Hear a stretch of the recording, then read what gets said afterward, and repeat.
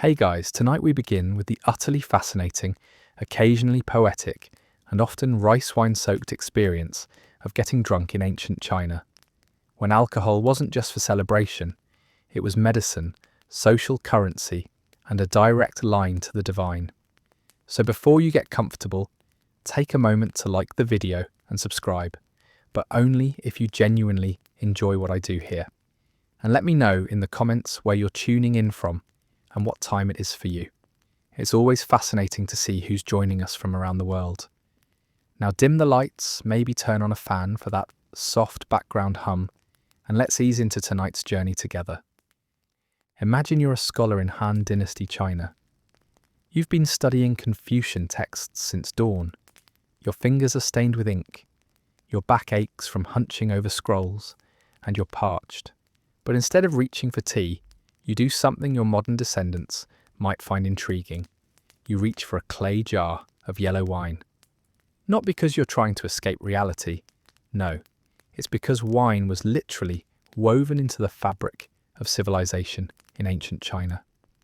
Wine wasn't just a drink. It was ritual, medicine, poetry, and philosophy all fermented into one intoxicating package. In ancient China, alcohol consumption was so sophisticated they had different wines for different seasons, different social classes, and different spiritual purposes. Rice wine for emperors, millet wine for scholars, fruit wines for poets, and something called horse milk wine for the brave or the desperate. The Chinese didn't just drink, they cultivated an entire philosophy around intoxication that would make modern sommeliers weep with envy. Unlike medieval Europe, where people drank ale to avoid dying from bad water, the Chinese had a different relationship with alcohol. They saw it as a bridge between the earthly and the divine, a way to commune with ancestors, honour guests, and occasionally write poetry so beautiful it would survive for millennia. Though let's be honest, some of it probably seemed more profound after a few cups. Ancient Chinese drinking culture was layered like a perfectly aged wine. There were rules, rituals, and an etiquette so complex it required its own instruction manual, which thankfully someone actually wrote. Several someones in fact, because the Chinese documented everything, including how to get properly drunk without dishonouring your family, your emperor, or your calligraphy teacher, who was probably watching. The art of getting wasted in ancient China wasn't just about the alcohol itself, it was about transformation. The Chinese believed wine could turn a peasant into a poet, a scholar into a philosopher, and a shy person into someone brave enough to recite verses about the moon while standing on a table. Not that anyone was encouraging table standing. That was generally frowned upon unless you were really, really drunk and the emperor was in a good mood. So tonight we'll explore how wine shaped Chinese culture, how emperors used alcohol as a tool of power, how poets found immortality in their cups, and how ordinary people navigated the complex social landscape of drinking in a civilization that took its wine very seriously indeed. We'll discover what it meant to get drunk in a society where every sip carried weight, every toast had meaning, and every hangover came with a side of philosophical reflection. Let's begin our journey into the wine-soaked world of ancient China, where getting drunk was an art form and sobriety was often overrated.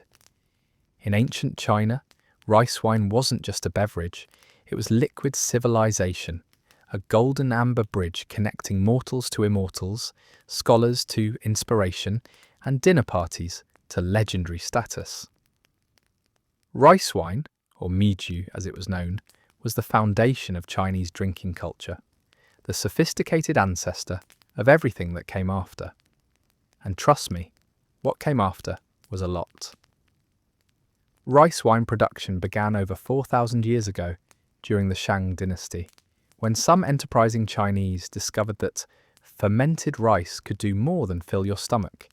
It could elevate your spirit, literally. The process was deceptively simple. Take glutinous rice, steam it, add a special mould culture called juke, and wait for magic to happen. What emerged was a sweet, slightly fizzy alcoholic beverage that tasted like liquid poetry, assuming poetry tastes like fermented grain, which surprisingly, it often does. But rice wine wasn't just one drink, it was an entire family tree of intoxication. There was clear rice wine, which was filtered and refined, perfect for formal occasions. There was milky rice wine, which looked suspicious but tasted divine. And there was aged rice wine, which could knock you sideways if you weren't careful. Each type had its own proper serving temperature, ritual, and social meaning. Getting it wrong wasn't just embarrassing, it was culturally catastrophic. The Chinese treated rice wine production like a sacred art. The best wines came from specific regions with particular water sources and specialized techniques. Shaoxing wine from Zhejiang province was considered the gold standard. It was aged in clay jars buried underground for years, sometimes decades. The longer it aged, the more complex and potent it became. Some imperial wines were aged for longer than the dynasties that ordered them. Rice wine had alcohol content ranging from 10 to 20%, which meant it was strong enough to matter, but smooth enough to drink throughout lengthy banquets. Chinese scholars could sip rice wine for hours, composing poetry, debating philosophy, and occasionally forgetting their own names while maintaining perfect posture and impeccable manners. It was the perfect social lubricant for a culture that valued both refinement and getting absolutely plastered. The serving ritual was as important as the wine itself. Rice wine was traditionally warmed before serving, heated in bronze or ceramic vessels to the perfect temperature. Too hot and you'd burn your tongue, too cold and you'd dishonour the wine. Servers would pour from elegant vessels into small cups that held just enough for a single, respectful sip, or if you were feeling rebellious, a dignified gulp. The goal wasn't to chug, it was to savour, though chugging occasionally happened, especially during poetry competitions. Rice wine also had medicinal properties, or so everyone claimed. It was prescribed for poor circulation, weak constitution, melancholy, and spiritual blockages. Chinese doctors recommended specific wines for specific ailments, though suspiciously the prescription was almost always, drink more wine. Modern medicine might question this approach, but ancient Chinese patients seemed quite happy with their treatment plans. What made rice wine truly special was its versatility.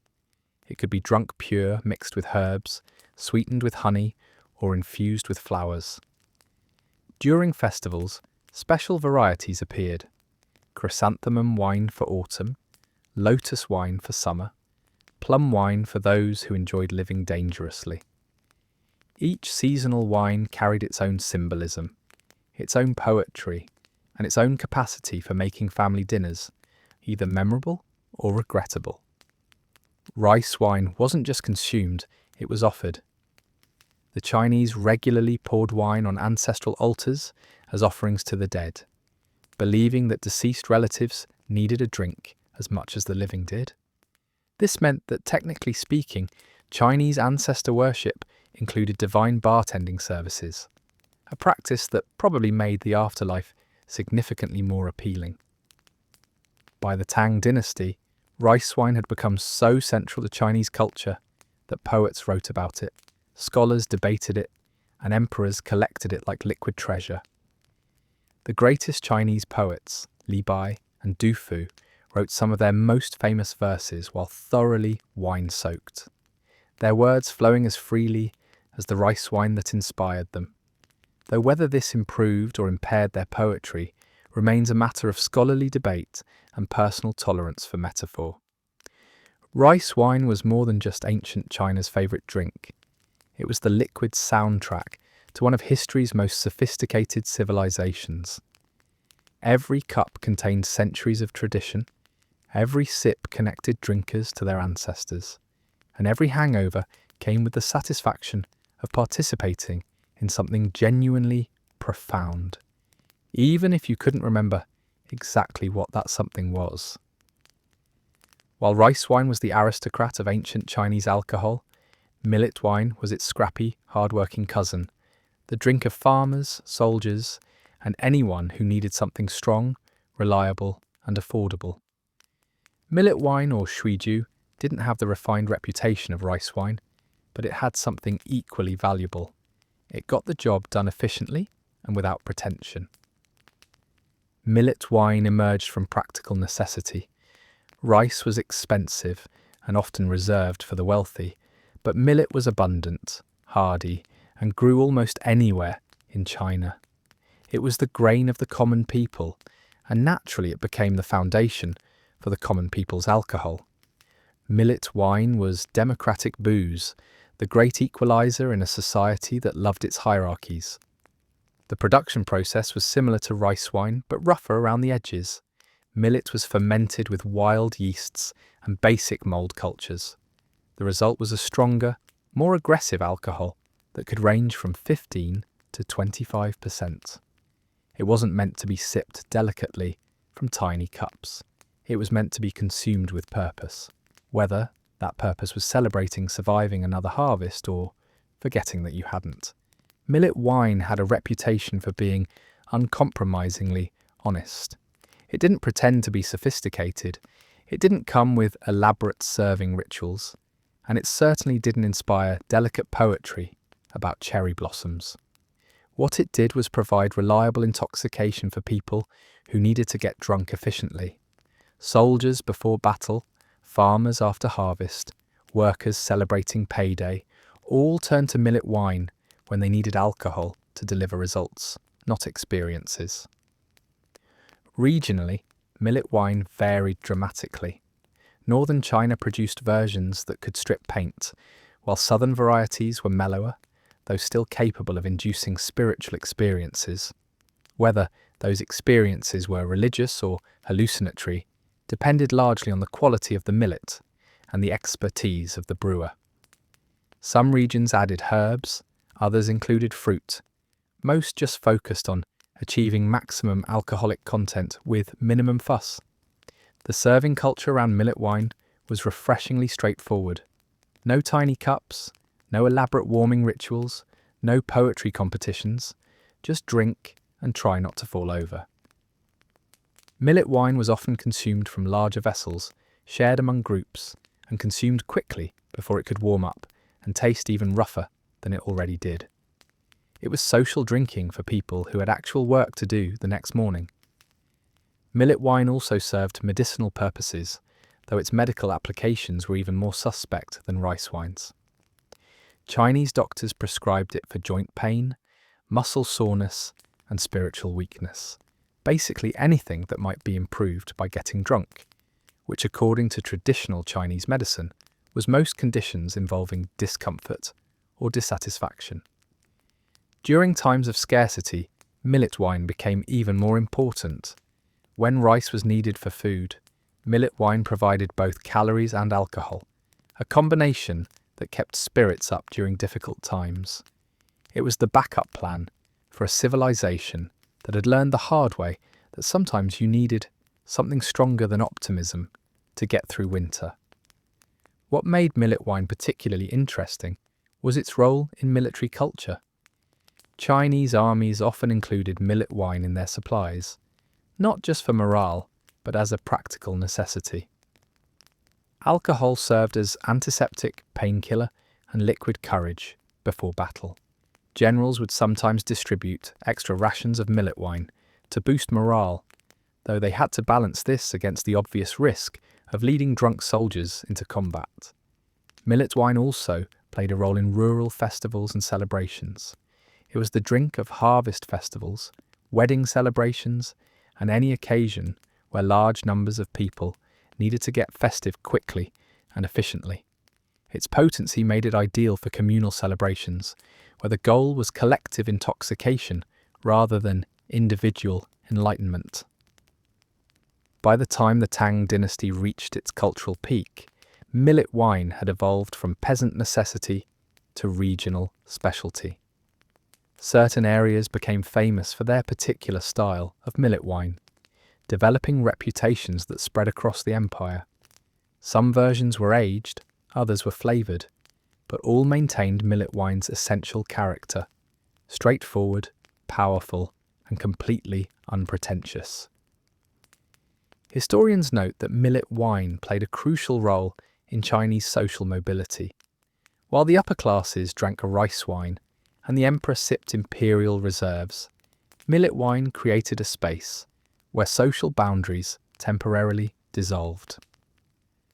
A wealthy merchant and a poor farmer could share the same jar, drink the same wine, and wake up with the same hangover, at least until the alcohol wore off and hierarchy reasserted itself. Millet wine represented something essentially Chinese: the ability to transform humble ingredients into something meaningful. It might not have been elegant, but it was effective.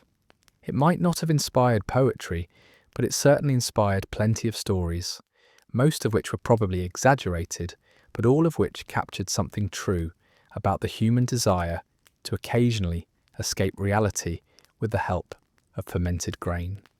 If rice wine was poetry and millet wine was prose, then fruit wines were ancient China's attempt at experimental literature. These weren't just beverages, they were seasonal celebrations, liquid art, and occasionally spectacular failures. The Chinese approach to fruit wine was characteristically thorough. They tried fermenting everything that grew, and some things that probably shouldn't have been fermented. Grape wine existed in ancient China, but it never achieved the cultural dominance it held in the Mediterranean world. This wasn't for lack of trying. Chinese winemakers produced grape wines that were by all accounts excellent, but Chinese drinkers seemed to prefer their alcohol with a bit more complexity, a bit more subtlety, and a lot more cultural significance than grapes could provide. Grapes were fine, but they weren't particularly Chinese. Plum wine, however, was a different story. Plum wine, or meiju, captured something essentially Chinese: the bittersweet nature of existence, the beauty of impermanence, and the way life could be both delicate and surprisingly potent. Plums were abundant in China, and their brief blooming season made them perfect symbols for everything the Chinese valued about transience and renewal. Plus, they made excellent wine. The production of plum wine was almost ritualistic. Plums were harvested at peak ripeness, steeped in alcohol, and aged until they developed the perfect balance of sweet and tart. The resulting wine was typically lower in alcohol content than rice or millet wine, but higher in symbolism. Poets wrote about plum wine, scholars debated its proper appreciation, and everyone agreed it made spring festivals significantly more meaningful. Chrysanthemum wine represented autumn's answer to plum wine's spring celebration. Made by steeping chrysanthemum flowers in wine or fermenting them directly, chrysanthemum wine was believed to promote longevity, clear thinking, and spiritual clarity. Whether it actually delivered on these promises was less important than the fact that drinking it made people feel wise, sophisticated, and connected to the natural world, even if they woke up the next morning feeling decidedly unwise. Lotus wine took the floral wine concept to its logical extreme. Lotus flowers were not only beautiful, they were symbolically perfect, representing purity, spiritual awakening, and the ability to bloom beautifully despite growing in muddy conditions. Lotus wine was expensive, delicate, and reserved for special occasions, though some versions were strong enough to help drinkers achieve their own version of spiritual awakening, or at least a reasonable facsimile. Persimmon wine represented Chinese ingenuity at its finest. Persimmons were abundant in certain regions, but had a relatively short season. Fermenting them into wine allowed people to preserve their sweetness and alcoholic potential year-round.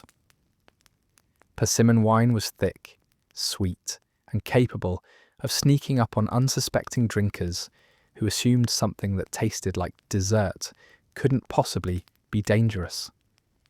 Regional fruit wines reflected local abundance and creativity.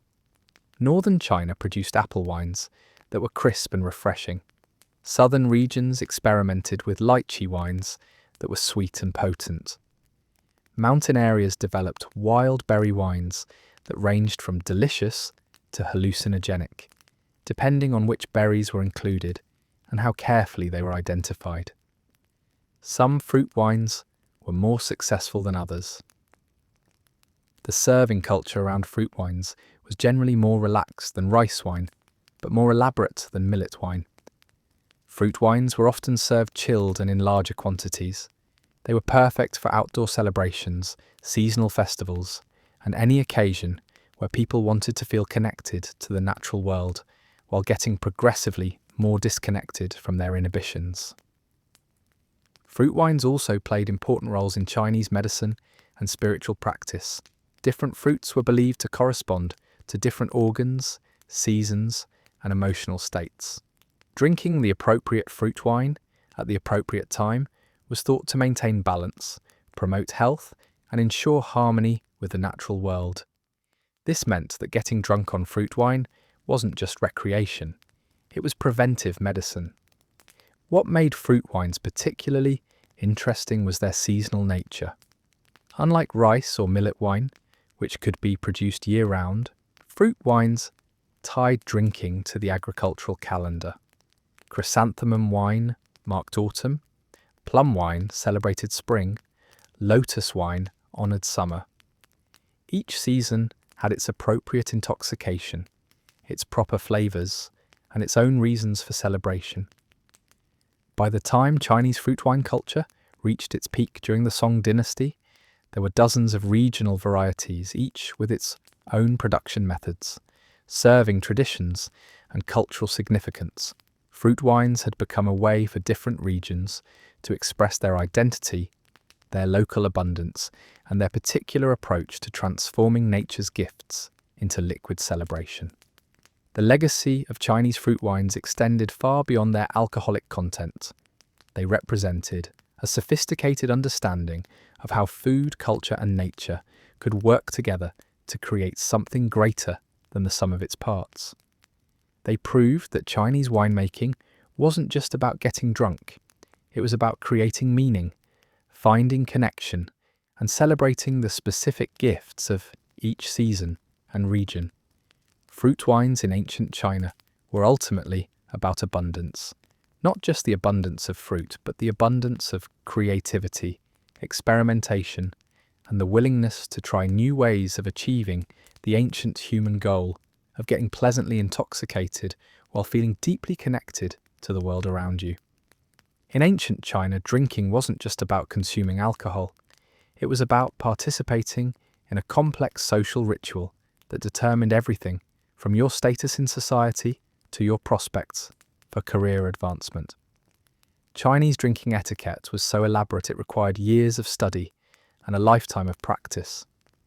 Getting it wrong could ruin relationships, destroy business deals, and occasionally result in exile or worse. The foundation of Chinese drinking etiquette was respect. Respect for the alcohol, respect for your drinking companions, and most importantly, respect for the elaborate hierarchy that governed every aspect of Chinese social life. Who drank first, what they drank, how much they drank, and how they behaved while drinking were all carefully regulated by traditions that stretched back thousands of years. The concept of ganbei, literally meaning dry cup, was central to Chinese drinking culture, but it wasn't simply about emptying your glass.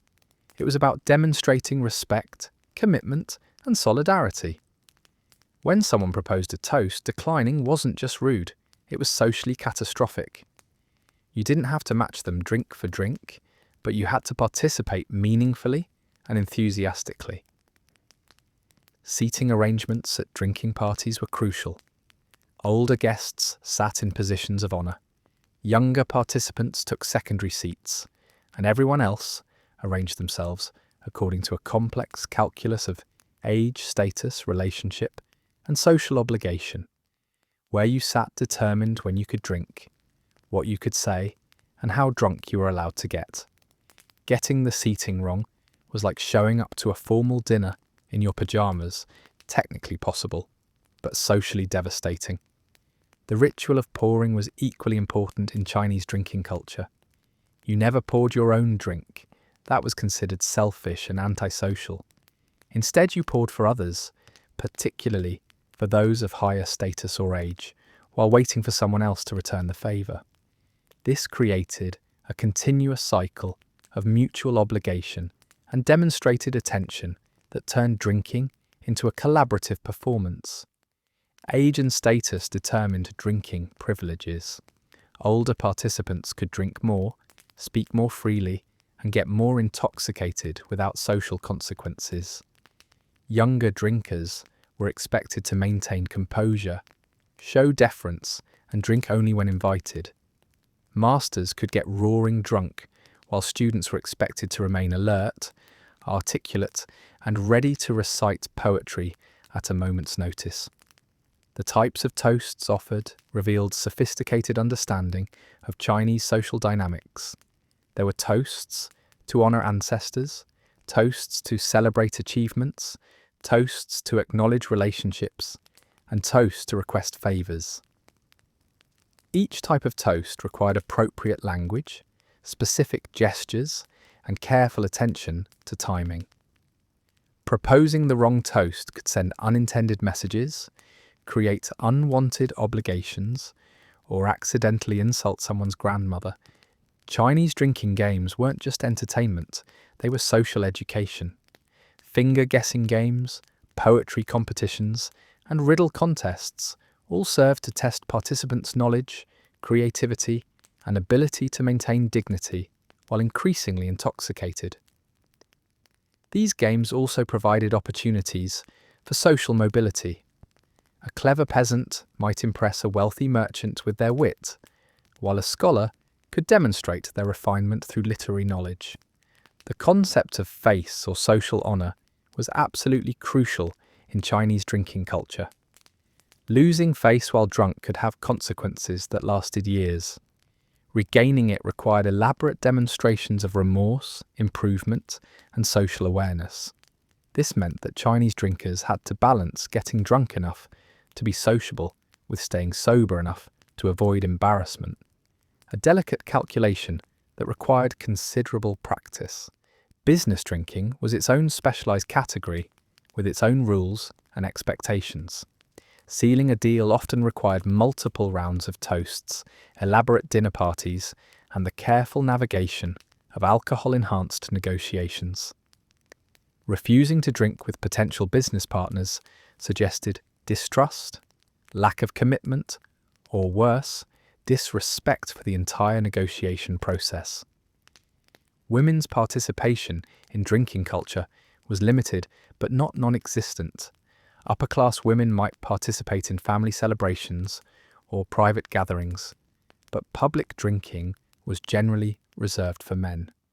Female poets and courtesans sometimes joined male drinking parties, but they operated under different rules, with different expectations and considerably more scrutiny. The consequences of violating drinking etiquette could be severe, depending on the offence. Offenders might face social ostracism, professional setbacks, or in extreme cases formal punishment, particularly if alcohol-fueled behaviour insulted someone important or violated important traditions. This meant that learning to drink properly wasn't just social education, it was survival training. Regional variations in drinking etiquette reflected broader cultural differences. Northern Chinese drinking culture was generally more robust and direct, while southern traditions emphasised subtlety and refinement. Urban drinking customs differed from rural practices, and different dynasties promoted different approaches to appropriate alcohol consumption. What made Chinese drinking etiquette particularly fascinating was its integration with broader philosophical and religious traditions. Confucian values emphasised hierarchy, respect, and social harmony. Taoist principles celebrated spontaneity and natural flow. Buddhist concepts promoted moderation and mindfulness. All these influences shaped how people approached drinking, creating a complex system that was simultaneously rigid and flexible. Chinese drinking etiquette ultimately served multiple purposes. It maintained social order, provided opportunities for networking, allowed for controlled social mobility, and created shared experiences that strengthened community bonds. It transformed potentially chaotic alcohol consumption into organized social ritual that reinforced cultural values while still allowing people to get thoroughly drunk. By the height of Chinese civilization, drinking etiquette had become so sophisticated that mastering it was considered a mark of education, refinement, and cultural literacy. Knowing how to drink properly was as important as knowing how to read, write, or conduct business. It was social technology that allowed millions of people to get drunk together without destroying the fabric of society, which, when you think about it, was quite an achievement. In ancient China, alcohol wasn't just a social lubricant or a way to get drunk. It was medicine, a sophisticated therapeutic system that treated everything from cold feet to spiritual malaise. Chinese medical practitioners developed elaborate theories about alcohol's healing properties, creating a pharmacological approach to drinking that made every cup a potential prescription. Traditional Chinese medicine viewed alcohol as a powerful qi booster, capable of moving energy through blocked channels, warming cold constitutions, and strengthening weak vital essences. Wine was classified as having warm and yang properties, making it ideal for treating conditions caused by cold, dampness, or deficient energy. This meant that, according to medical theory, drinking alcohol wasn't just enjoyable, it was therapeutically necessary. Different types of alcohol were prescribed for different conditions. Rice wine was considered gentle and suitable for elderly patients or those recovering from illness. Millet wine was prescribed for robust constitutions and physical labour. Fruit wines were matched to specific organs and seasons, while herbal wines were customised for individual patients' particular imbalances. It was personalised medicine with a significant alcohol content. Herbal wines represented the pinnacle of Chinese medicinal drinking. Herbs were steeped in alcohol to extract their active compounds, creating potent tinctures that delivered therapeutic benefits along with intoxication. Ginseng wine for energy, goji berry wine for longevity, angelica wine for women's health, and dozens of other combinations that promised specific health benefits while providing general inebriation. The preparation of medicinal wines was taken seriously. Practitioners followed complex recipes that specified exact ratios, timing, and preparation methods. Some herbal wines required months of aging, while others were consumed fresh. Certain combinations were considered so potent they could only be prescribed by master physicians, while others were safe enough for home preparation. Though safety was relative when dealing with high-proof herbal alcohol, Chinese doctors prescribed alcohol for an impressive range of conditions: poor circulation, weak constitution, digestive problems, menstrual irregularities, chronic fatigue, depression, anxiety, and what they diplomatically called spiritual stagnation. Modern medicine might question these applications, but ancient Chinese patients seemed remarkably satisfied with treatments that involved regular wine consumption. The concept of alcohol as preventive medicine was particularly popular in Chinese culture. Moderate daily consumption was believed to prevent illness, maintain vitality, and ensure longevity. This created a medical justification for regular drinking that probably made compliance with treatment regimens unusually high. Patients who might resist taking bitter herbs rarely complained about prescriptions involving rice wine. Seasonal drinking patterns reflected medical theory as well as cultural preferences. Spring called for wines that supported liver function and promoted growth. Summer required cooling wines to balance heat. Autumn wines should nourish the lungs and prepare for winter, while winter wines needed to warm the kidneys and support energy storage. This meant that changing your drinking habits with the seasons wasn't just cultural refinement, it was medical necessity. Alcohol was also prescribed for specific life stages. Children received medicinal wines for growth and development, though presumably in carefully controlled doses. Young adults used alcohol to build strength and constitution. Middle-aged people drank to maintain vitality, while elderly individuals relied on wine to preserve their remaining energy and ensure comfortable aging. The integration of alcohol into Chinese medical practice extended to mental and emotional health. Wine was prescribed for melancholy, anxiety, and what would now be called depression. The Chinese recognized that alcohol could temporarily alleviate psychological suffering, though they also understood its limitations and potential for causing additional problems.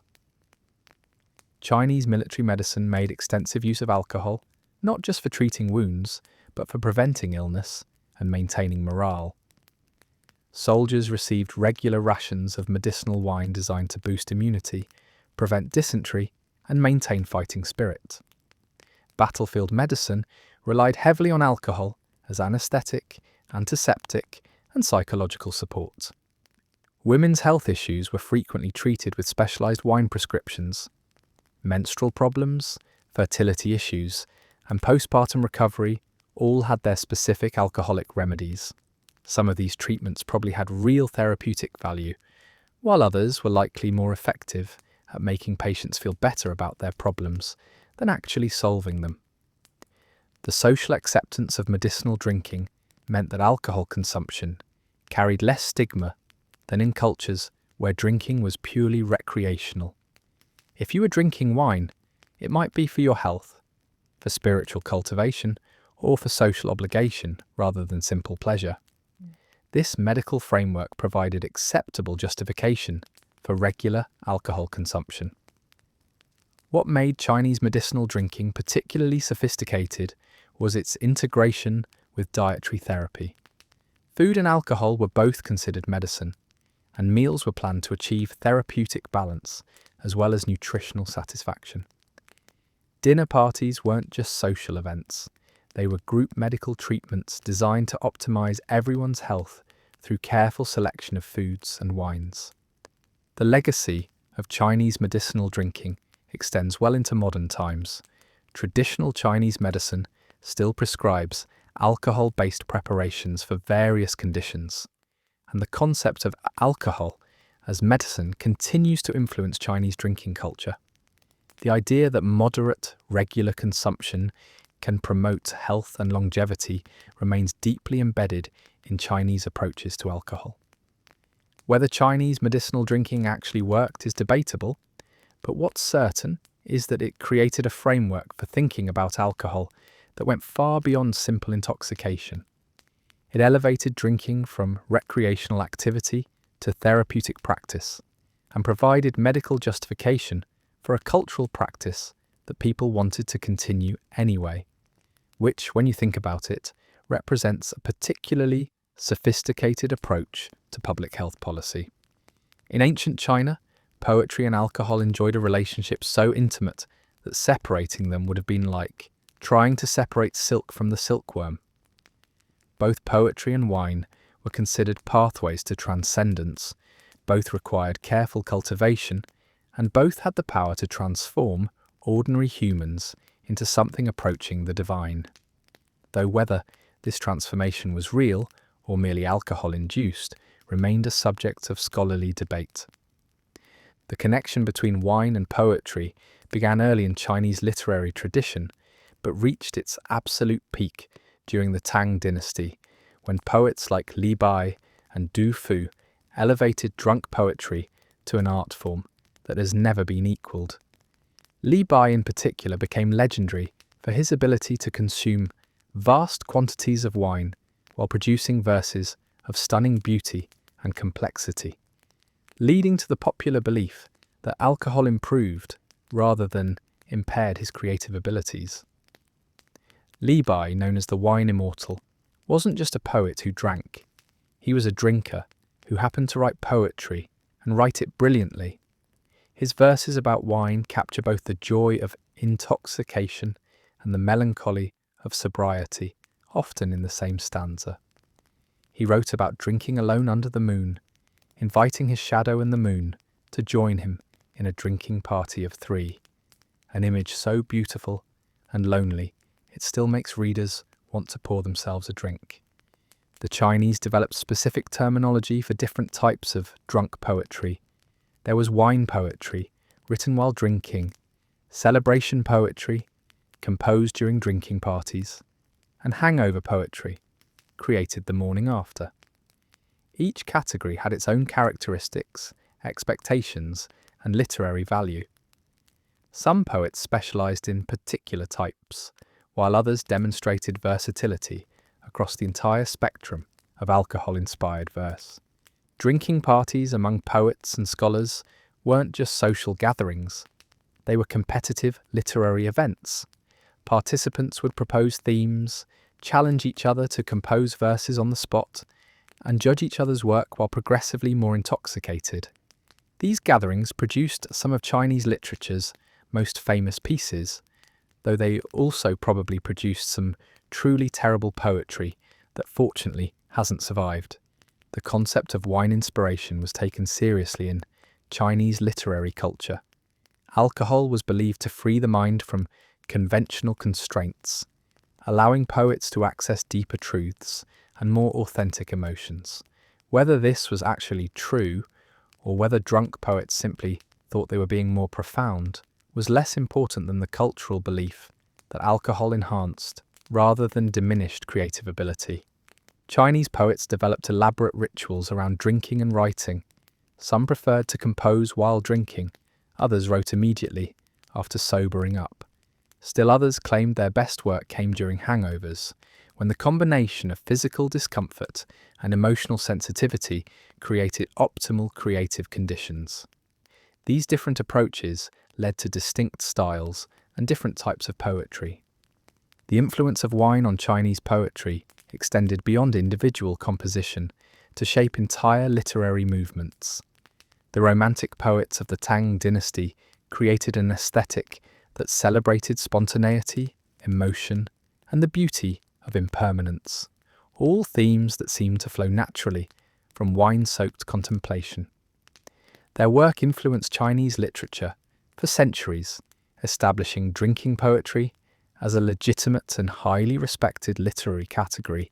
Wine poetry wasn't just about celebrating alcohol, it was about exploring fundamental human experiences: loneliness, friendship, love, loss, aging, and the passage of time. Alcohol served as both subject and catalyst, allowing poets to examine these themes with unusual honesty and emotional depth. The best wine poetry worked on multiple levels, accessible to casual readers, but rewarding deep contemplation. The relationship between social status and drunk poetry was complex in Chinese culture. While excessive drinking might damage a merchant's reputation, poets were almost expected to drink heavily. Creativity and alcohol consumption were seen as naturally linked, and a poet who didn't drink was viewed with suspicion as someone who might be technically competent but spiritually limited. Chinese drinking poetry also served important social functions. It provided entertainment at banquets, created shared cultural experiences, and allowed people to express emotions that might otherwise be suppressed. Wine poetry performances could strengthen friendships, resolve conflicts, and create lasting bonds between participants, though they could also create lasting enemies if someone's poetry was particularly insulting while drunk. The themes of Chinese wine poetry reflect broader cultural values and concerns. Impermanence was a constant subject, reflecting Buddhist and Taoist influences. Friendship and loyalty appeared frequently, emphasizing Confucian social values, while nature imagery connected drinking to the larger cosmic order. Wine poetry wasn't just personal expression, it was cultural education, delivered through beautiful language and alcoholic inspiration. What made Chinese wine poetry particularly sophisticated was its technical complexity. Drunk poets still had to master complex rhyme schemes, maintain consistent meter, and demonstrate extensive literary knowledge. This meant that successful wine poetry required years of training and practice. You couldn't just get drunk and expect to write great verse. You had to be drunk, educated, and talented simultaneously. The legacy of Chinese wine poetry extends far beyond its historical period. It established conventions and expectations that influenced Chinese literature for centuries and created a model for how alcohol and creativity could work together productively. The image of the drunk poet sage remains central to Chinese cultural identity, representing the idea that sometimes the best insights come from abandoning sobriety and social conventions. Whether alcohol actually improved Chinese poetry is impossible to determine, but what's certain is that the cultural belief in wine inspiration created space for some of humanity's most beautiful and enduring verse. The combination of technical skill, emotional honesty, and alcohol-enhanced creativity produced poetry that continues to move readers across cultural and linguistic boundaries more than 1,000 years after it was written. Chinese wine poetry ultimately demonstrates that getting drunk can be elevated from simple recreation to high art when approached with sufficient skill, cultural support, and literary ambition. It shows that alcohol doesn't have to diminish human achievement. It can enhance it, provided you know what you're doing and have the talent to back up your drinking. During the Tang dynasty, alcohol in the imperial court wasn't just refreshment, it was statecraft, diplomacy, and a carefully orchestrated performance of power, where every sip carried political weight and every toast could shift the balance of empire. Chinese emperors used alcohol as a tool of governance, rewarding loyalty, punishing dissent, and demonstrating the sophisticated refinement that legitimized their rule.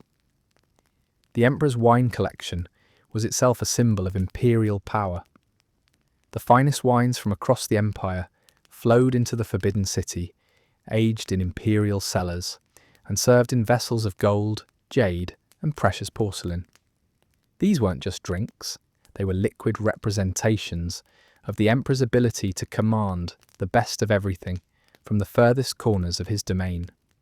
The wine cellar was essentially the empire in fermented form. Imperial banquets were elaborate political theatre disguised as dinner parties. Seating arrangements reflected court hierarchy. The sequence of toasts followed diplomatic protocol, and the choice of wines sent subtle messages about favour, status, and imperial intentions. Ambassadors, courtiers, and visiting dignitaries could read their standing with the emperor through the quality of wine they were served, and how many times the emperor personally filled their cups. The emperor himself was expected to embody perfect drinking deportment. He needed to consume enough alcohol to demonstrate his humanity and social grace, but maintain enough sobriety to project authority and make sound decisions. This required considerable skill and practice. Drunk emperors could make catastrophic decisions, but sober emperors might seem cold and unapproachable. The balance was delicate and politically crucial. Court poets and scholars were often summoned to imperial drinking sessions, not just for entertainment, but to provide intellectual legitimacy to royal intoxication. The emperor wasn't just getting drunk, he was participating in cultural refinement, exploring philosophical questions, and supporting the arts. These drinking sessions produced imperial poetry, court literature, and occasionally very bad political decisions, but they were always presented as sophisticated cultural activities. The role of alcohol in diplomatic relations was particularly important. Foreign ambassadors were entertained with elaborate drinking ceremonies that demonstrated Chinese refinement while also providing opportunities to gauge their character and extract information. Alcohol loosened tongues, revealed true intentions, and created opportunities for informal negotiations that might be impossible in formal diplomatic settings. Imperial drinking ceremonies also served religious and ceremonial functions. The emperor regularly offered wine to ancestors, poured libations to heaven and earth, and participated in seasonal festivals that required ritual alcohol consumption. These weren't just political acts, they were spiritual obligations that connected the emperor to cosmic forces and demonstrated his role as intermediary between heaven and humanity. The consequences of inappropriate drinking behaviour in the imperial court could be severe. Courtiers who drank too much, too little, or in the wrong manner might face demotion, exile, or worse. The emperor's drinking companions needed to match his pace without exceeding it, show appropriate reverence without seeming servile, and maintain perfect etiquette even while thoroughly intoxicated. It was a high-stakes social performance with potentially fatal consequences for mistakes. Different dynasties developed different approaches to imperial drinking. The Tang emperors were famous for their elaborate wine parties and poetic drinking sessions. The Song dynasty emphasized more refined and philosophical approaches to alcohol, while the Ming emperors used drinking ceremonies to reinforce hierarchical relationships and demonstrate imperial magnificence. Each dynasty's drinking culture reflected its broader political and cultural values. The emperor's relationship with alcohol also carried symbolic weight. A temperate emperor suggested self-control and wisdom, while an emperor who never drank might seem inhuman or suspicious. Conversely, an emperor who drank too much risked appearing weak, dissolute, and unfit to rule. Finding the right balance required careful attention to public perception and political necessity. Imperial wine regulations controlled alcohol production, distribution, and consumption throughout the empire.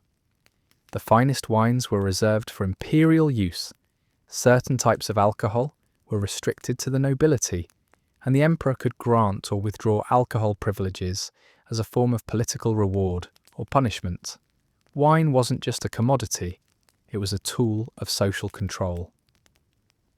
The integration of alcohol into imperial administration extended to official ceremonies, state banquets, and formal court proceedings.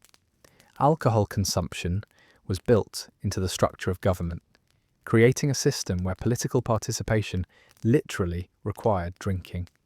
This meant that understanding wine culture wasn't just social knowledge, it was professional necessity for anyone seeking advancement in imperial service.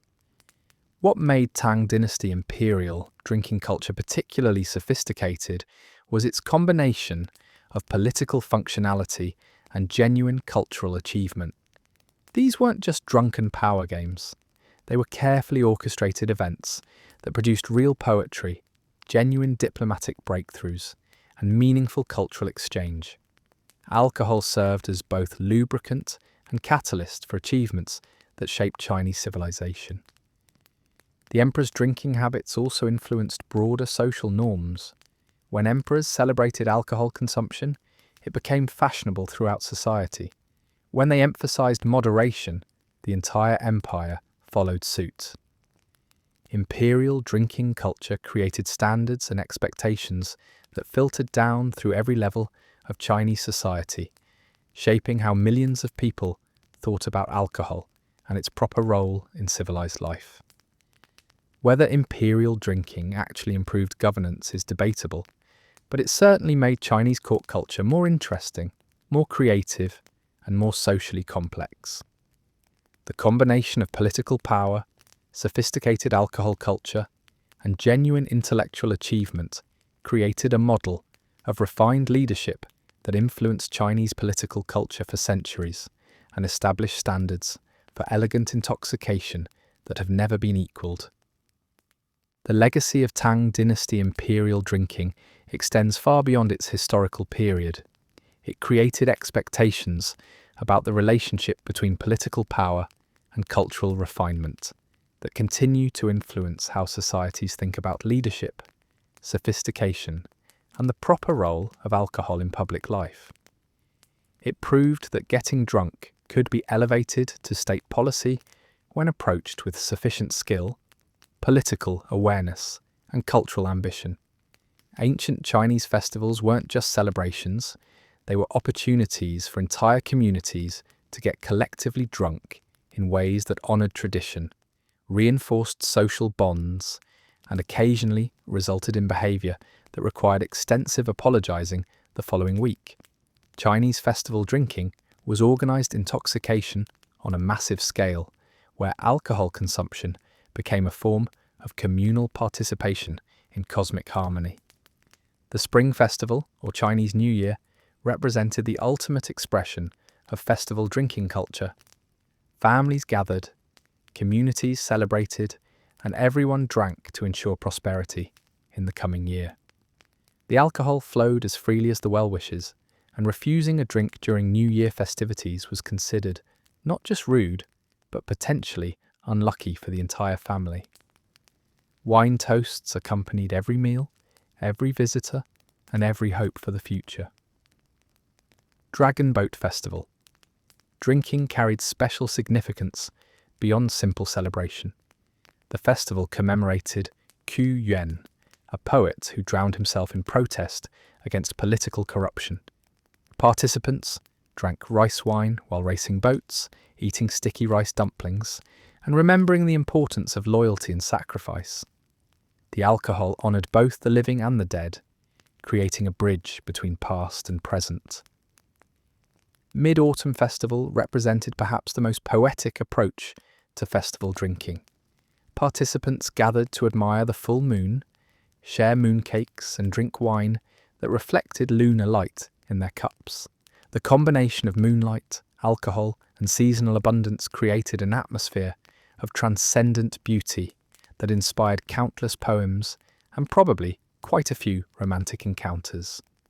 Harvest festivals showcased the practical side of Chinese festival drinking. After months of hard labour, farmers celebrated the completion of another agricultural cycle with locally produced wines that represented the literal fruits of their labour. These celebrations were less refined than court drinking, but more authentic expressions of joy, relief, and community solidarity. The alcohol was stronger, the toasts were louder, and the hangovers were legendary. Chinese festival drinking also served important social functions. It provided opportunities for courtship, business networking, and conflict resolution. People who might normally avoid each other found themselves sharing drinks during festivals, creating possibilities for reconciliation, romance, and new alliances. Festival alcohol consumption was social technology that helped communities maintain cohesion despite inevitable tensions and differences. The calendar of Chinese festivals created a rhythm of organised intoxication throughout the year. Spring festivals celebrated renewal, summer festivals honoured growth, autumn festivals marked completion, and winter festivals provided warmth and light during dark months. Each season had its appropriate celebrations, its proper alcohol, and its own reasons for collective drinking. Regional variations in festival drinking reflected local traditions and available resources. Northern festivals featured stronger alcohol to combat cold weather. Southern celebrations emphasised more delicate wines that complemented subtropical climates. Mountain communities developed their own unique festival traditions, while coastal areas incorporated seafood and marine themes into their drinking celebrations. Temple festivals combined religious devotion with alcohol consumption in ways that might seem contradictory, but made perfect sense in Chinese cultural context. Participants offered wine to deities, consumed blessed alcohol, and used drinking as a form of spiritual practice. The line between religious ceremony and drinking party was deliberately blurred, creating festivals that satisfied both spiritual and social needs. The role of music and performance in festival drinking created multimedia experiences that engaged all the senses. Traditional instruments accompanied drinking songs, performers entertained intoxicated audiences, and everyone participated in collective cultural expression. Alcohol enhanced rather than impaired these artistic experiences, creating memories that lasted far beyond the hangovers. Chinese festival drinking games evolved into sophisticated entertainment that required skill, knowledge, and the ability to maintain dignity while progressively more intoxicated. Poetry competitions, riddle contests, and finger-guessing games provided structure for festival drinking while allowing participants to demonstrate their cultural education and quick thinking. These games turned random drinking into organised competition. The economic impact of festival drinking was significant.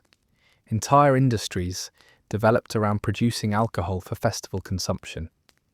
Special festival wines appeared in markets, travelling merchants timed their visits to coincide with major celebrations, and local economies received substantial boosts from festival-related alcohol sales.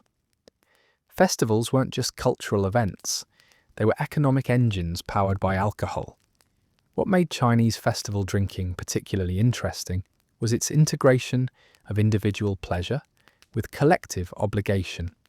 Participants weren't just enjoying themselves, they were fulfilling social responsibilities, honouring ancestors, maintaining community bonds, and participating in cosmic harmony. Getting drunk during festivals wasn't self-indulgence, it was civic duty performed with alcohol. The preparation for festival drinking was almost as important as the drinking itself. Families brewed special wines, communities organised collective purchases, and individuals prepared themselves mentally and physically for intensive alcohol consumption. Festival drinking required planning, stamina, and considerable tolerance for both alcohol and social interaction. Chinese festivals also provided opportunities for controlled social transgression. Behaviours that would be unacceptable during ordinary times became permissible during festival celebrations. Social hierarchies relaxed temporarily, alcohol-fueled behaviour was forgiven more easily, and communities could release tensions that might otherwise cause serious problems.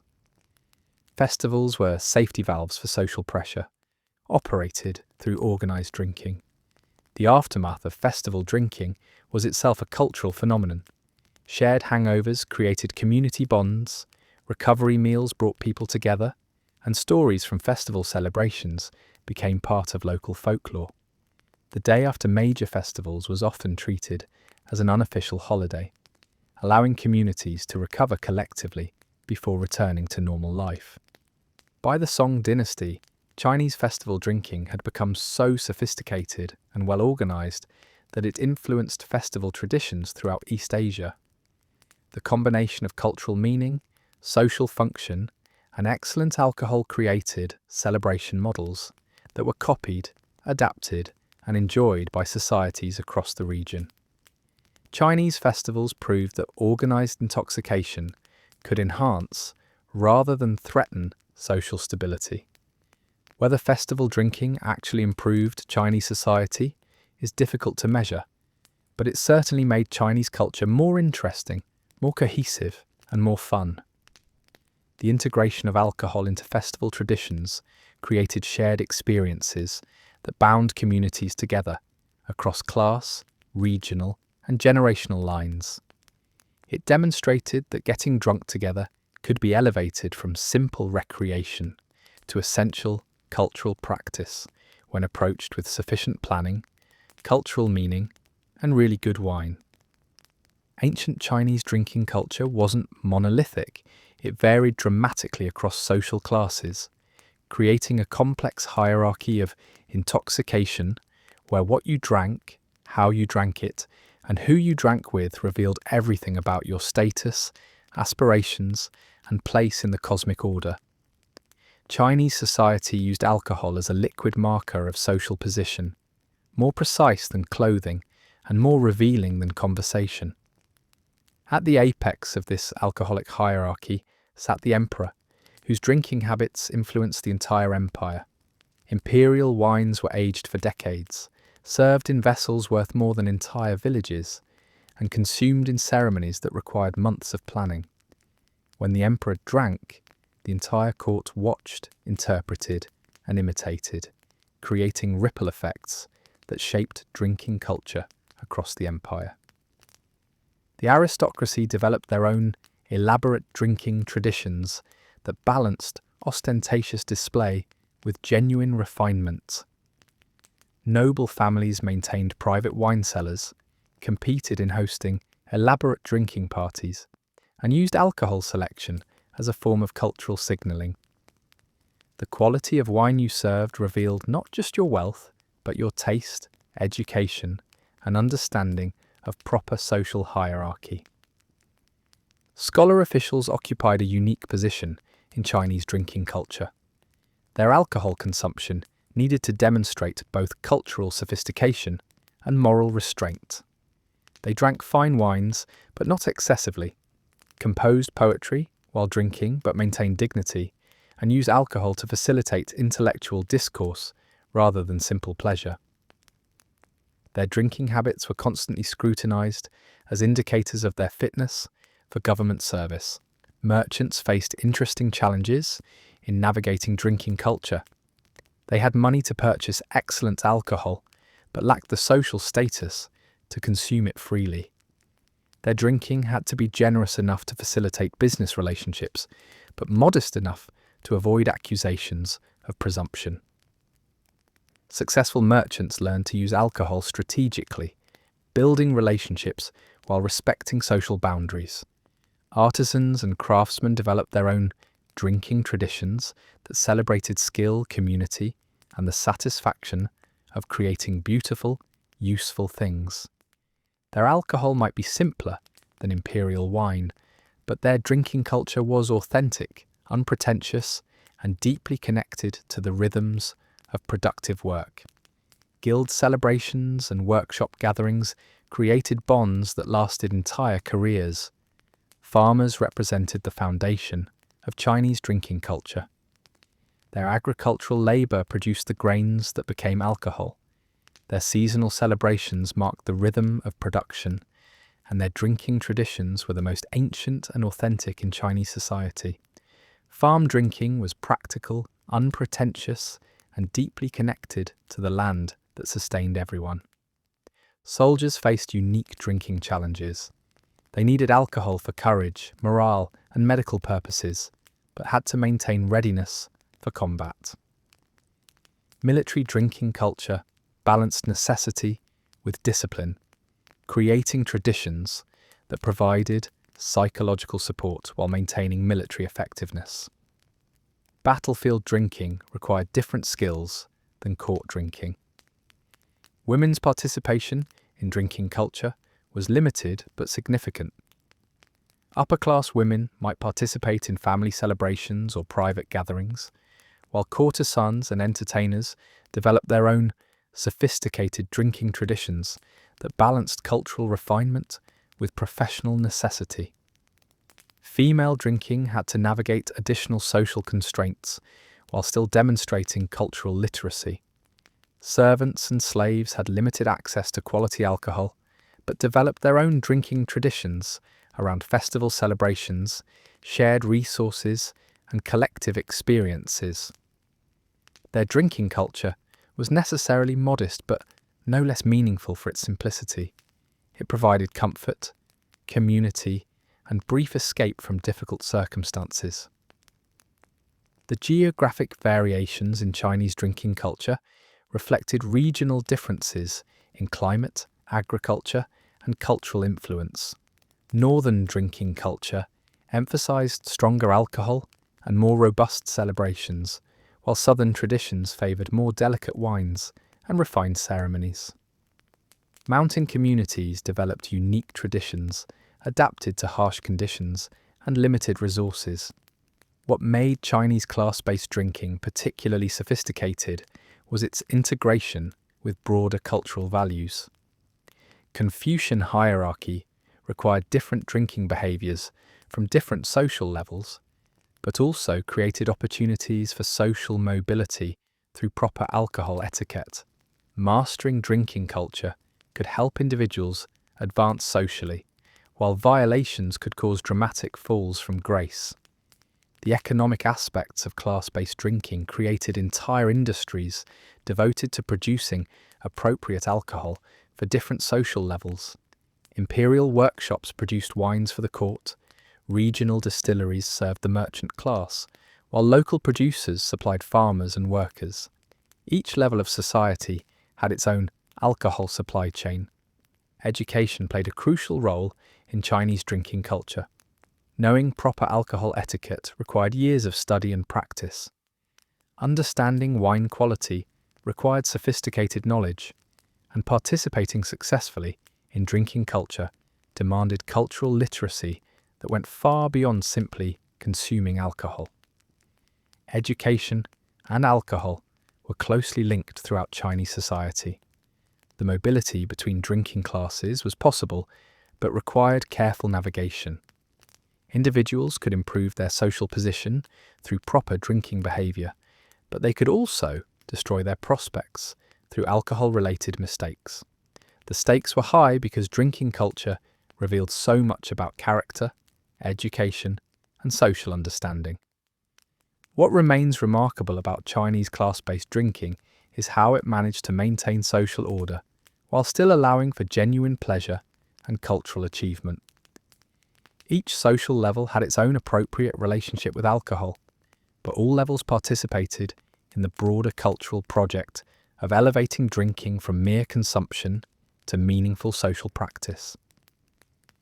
The integration of alcohol into Chinese social hierarchy created a system that was simultaneously rigid and flexible, exclusive and inclusive, democratic and elitist. It proved that drinking culture could serve multiple social functions simultaneously, maintaining order while providing pleasure, reinforcing hierarchy while creating community, and preserving tradition while allowing for innovation and change.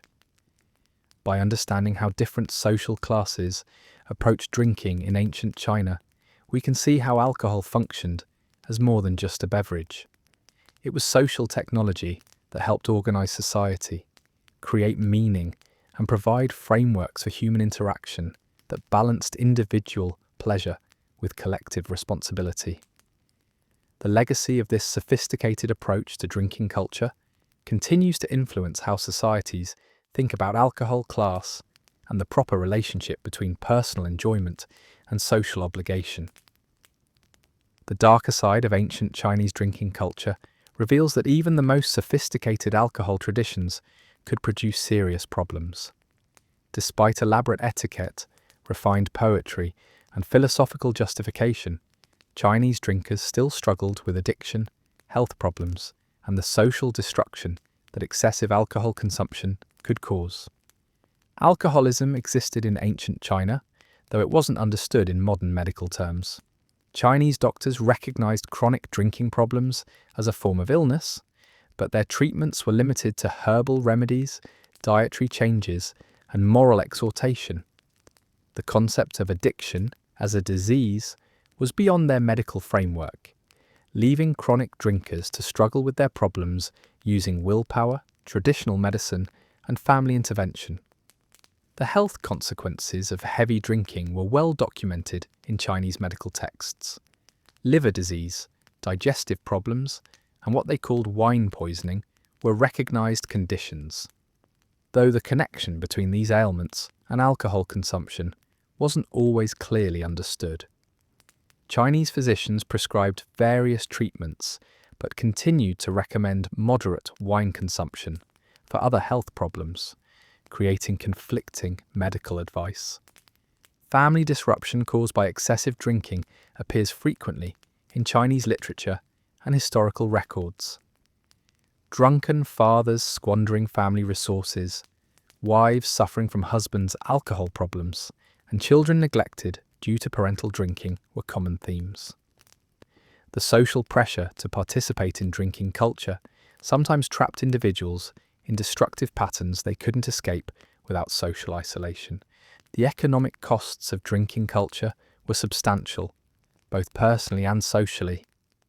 Individuals could bankrupt themselves purchasing appropriate wines for social obligations, while communities invested enormous resources in alcohol production and festival celebrations. The line between necessary social drinking and wasteful excess was often difficult to determine, creating ongoing tensions between cultural participation and financial responsibility. Violence and alcohol combined in ancient China just as they do in modern societies. Drunken fights disrupted communities, alcohol fueled domestic violence, harmed families, and intoxicated decision-making led to conflicts that might have been avoided. Temple festivals and community celebrations sometimes ended in brawls that required official intervention. The relationship between alcohol and crime was complex in Chinese society. While moderate drinking was socially required, excessive drinking could lead to behaviour that violated laws and social norms. Drunk individuals might commit assault, theft, or other crimes that brought shame to their families and communities. The same alcohol that facilitated social harmony could also destroy it. Political problems arose when officials drank excessively.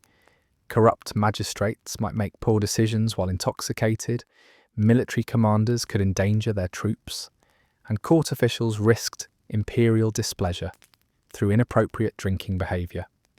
The integration of alcohol into political culture created vulnerabilities that enemies could exploit. The pressure to drink in Chinese society created particular problems for individuals who couldn't handle alcohol well, whether due to physical sensitivity, personal history, or moral objections. Refusing to participate in drinking culture could result in social isolation, professional stagnation, and community rejection. The social benefits of drinking came with social costs for those who couldn't participate. Women faced unique challenges in Chinese drinking culture. They were expected to manage household alcohol consumption, navigate their male relatives' drinking problems, and sometimes participate in social drinking while maintaining impossible standards of moral purity. The burden of managing alcohol-related family problems often fell disproportionately on women. Regional variations in drinking problems reflected different local conditions. Areas with harsh climates or difficult economic situations sometimes developed more serious drinking problems, while regions with strong social controls managed to limit alcohol-related damage. The same cultural factors that promoted sophisticated drinking traditions could also enable destructive patterns. The generational transmission of drinking problems was recognized in Chinese culture. Families with histories of excessive drinking often struggled with continuing problems as drinking patterns and social expectations passed from parents to children. The same traditions that created cultural continuity could also perpetuate destructive behaviours. What made alcohol problems particularly challenging in Chinese society was the integration of drinking into essential social, religious, and professional activities.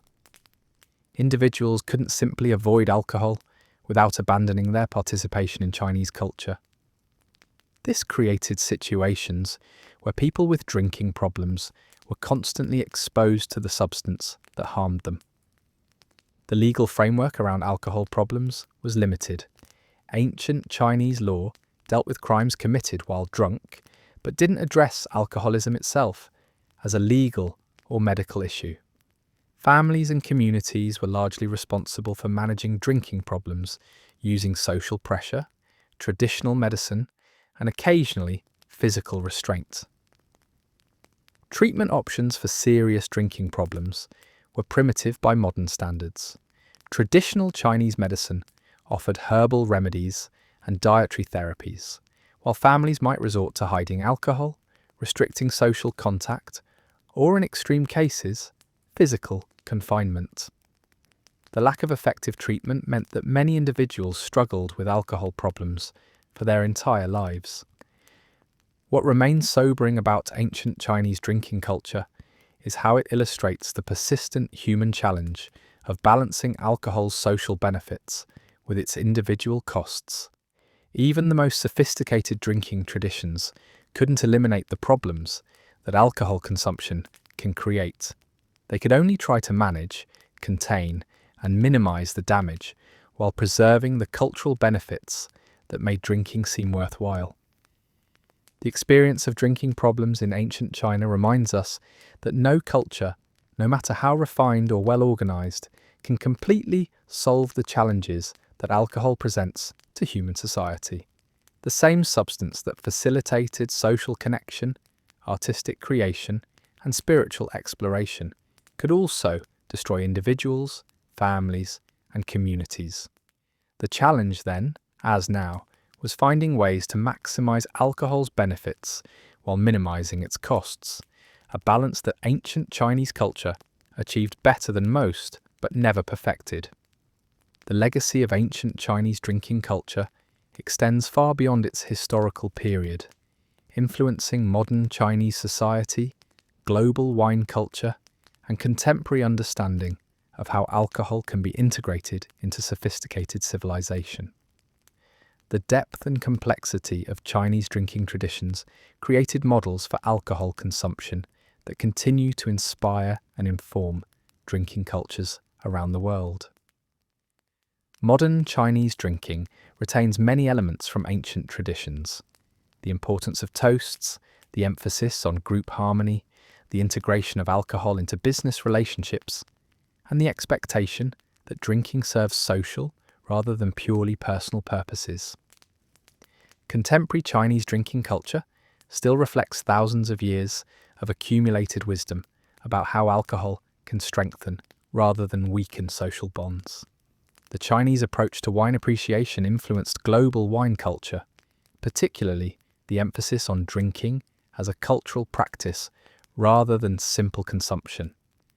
The idea that alcohol should be appreciated thoughtfully, consumed ceremonially, and integrated into broader cultural activities has spread far beyond China, creating more sophisticated approaches to drinking in many societies.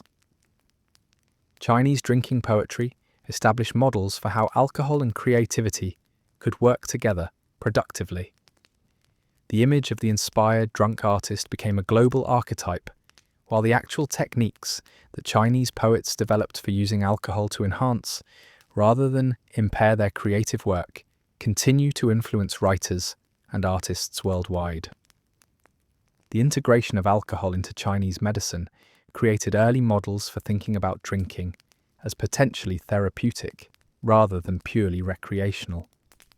While modern medicine has moved beyond recommending alcohol for most conditions, the Chinese approach to understanding alcohol's effects on health and well-being provided important groundwork for contemporary research into alcohol's benefits and risks.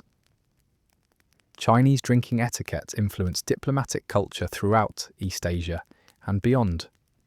The use of alcohol in formal negotiations, the importance of shared drinking in establishing trust, and the integration of alcohol consumption into official ceremonies became standard practices that continue to shape international relations, particularly in business and diplomatic contexts.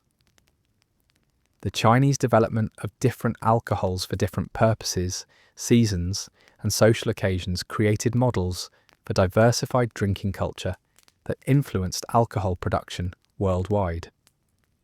The idea that different drinks should serve different functions rather than simply providing generic intoxication spread to many other cultures, creating more sophisticated and varied alcohol industries. Chinese festival drinking traditions influenced celebration cultures throughout Asia and eventually globally. The integration of alcohol into community celebrations, the use of drinking to mark seasonal transitions, and the employment of alcohol to strengthen social bonds during festivals became widespread practices that can be traced back to Chinese innovations. The Chinese approach to drinking games and social activities while intoxicated created entertainment forms that spread throughout the world. Poetry competitions, riddle contests, and various forms of intellectual competition, while drinking became standard features of drinking culture in many societies. The Chinese proved that drunk activities could be both fun and culturally meaningful. Chinese wine philosophy, particularly the integration of drinking with spiritual practice and philosophical reflection, influenced religious and philosophical traditions throughout Asia. The idea that alcohol could facilitate spiritual insight, support meditation, and enhance philosophical understanding became important elements in various wisdom traditions. The Chinese model of using alcohol for social mobility and relationship building influenced business cultures worldwide. The practice of using shared drinking to establish trust, seal deals, and create lasting professional relationships became standard in many societies, particularly in Asia, where Chinese influence was strongest. What makes the legacy of ancient Chinese drinking culture particularly remarkable is how it demonstrated that alcohol consumption could be elevated from simple recreation to high cultural practice. The Chinese proved that drinking could serve multiple simultaneous purposes: social, spiritual, artistic, medical, and political, while still remaining enjoyable and accessible. The sophistication of Chinese drinking culture also created standards for alcohol quality, service, and appreciation that influenced global wine and spirits industries. The emphasis on proper production, aging, serving, and consumption created quality expectations that continue to drive innovation and excellence in alcohol production worldwide. Perhaps most importantly, ancient Chinese drinking culture provides a model for how societies can approach alcohol consumption in ways that maximize benefits while minimizing harm.